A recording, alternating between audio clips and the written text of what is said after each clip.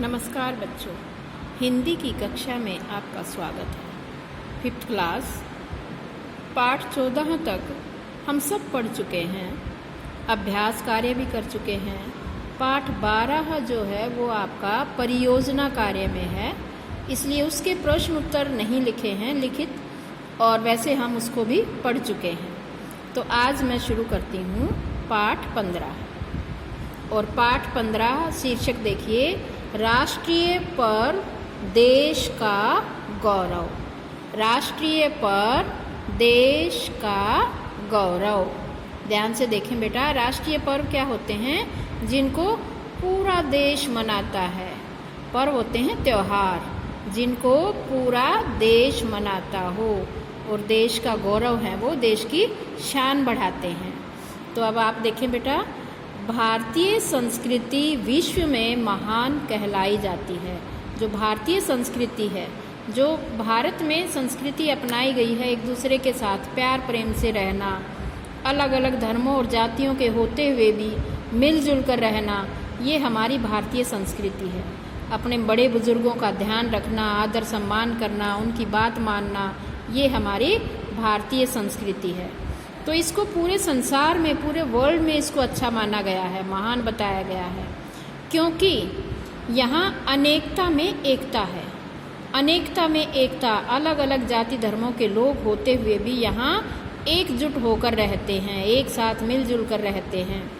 विभिन्न धर्मों के विभिन्न पर्व हैं।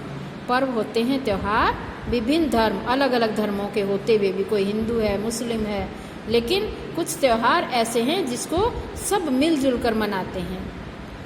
मगर कुछ ऐसे पर्व हैं जिन्हें संपूर्ण राष्ट्र मिलकर मनाता है, पूरा देश मिलकर मनाता है, उन्हें राष्ट्रीय पर्व कहा जाता है। हमारे देश में 3 राष्ट्रीय पर्व हैं जो देशवासियों को एकता के सूत्र में बांधते हैं।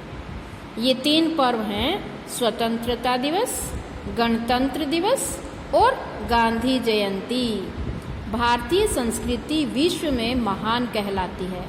इसका मुख्य कारण है अनेकता में एकता। इसका मुख्य कारण क्या है बच्चों?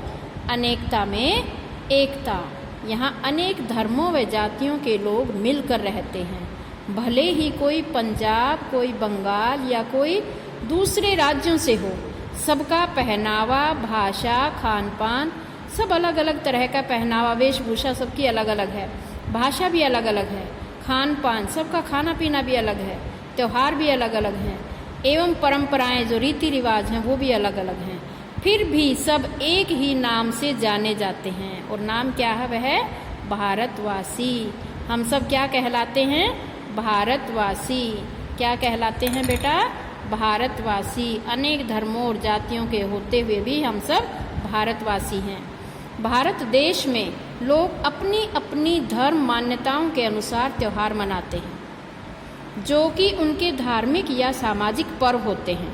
मगर जो उनके अपने धर्म से संबंधित हैं वो त्यौहार वो अपने अनुसार मनाते हैं। मगर कुछ त्यौहार ऐसे होते हैं जिन्हें संपूर्ण राष्ट्र मिलकर मनाता है, पूरा देश मनाता है, जिन्हें ये राष्ट्रीय पर्व कहलाते हैं। उन्हीं त्योहारों को हम राष्ट्रीय पर्व कहते हैं।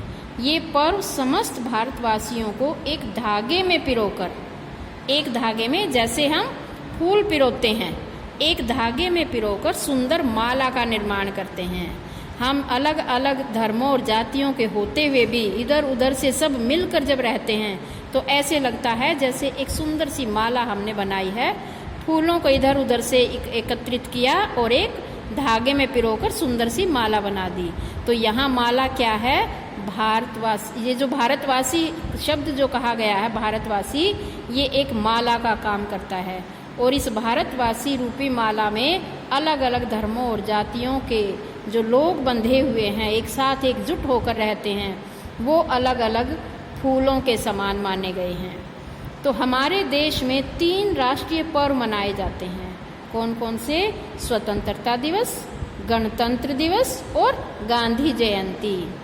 स्वतंत्रता दिवस, गणतंत्र दिवस और गांधी जयंती, ये 3 त्यौहार ऐसे हैं जिनको पूरा देश मिलकर मनाता है। चाहे कोई हिंदू है, मुस्लिम है, सिख है, कोई भी किसी भी जाति धर्म से संबंधित है, वो सब मिलकर इन तीनों त्योहारों को एक ही तरीके से मनाते हैं। सबके एक ही परंपरा इन त्योहारों को मनाने की है। स्वतंत्रता दिवस क्या है? यह दिवस हमारी स्वतंत्रता का दिवस है। आज़ादी, हमारे आज़ादी का दिन है।